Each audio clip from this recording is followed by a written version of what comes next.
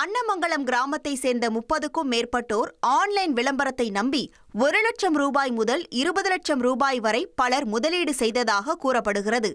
மேலும் ஒருவர் மூலம் மற்றவர்களை இணைக்கும் முறையில் ஆட்களை சேர்த்தவர்களுக்கு பல லட்சம் ரூபாய் மதிப்பிலான பரிசுகள் வழங்கப்படும் என கூறி போலியான பரிசு பொருட்கள் அனுப்பப்பட்டதாகவும் புகார் தெரிவிக்கப்பட்டுள்ளது.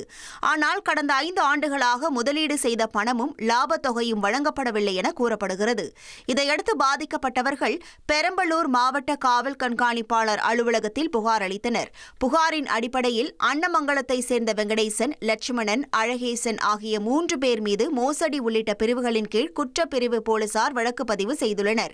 மேலும் இந்த மோசடியில் வேறு யாருக்கெல்லாம் தொடர்பு உள்ளது, எங்கெல்லாம் பணம் வசூலிக்கப்பட்டுள்ளது, பணம் என்ன செய்யப்பட்டது என்பது குறித்து போலீசார் தீவிர விசாரணை நடத்தி வருகின்றனர்.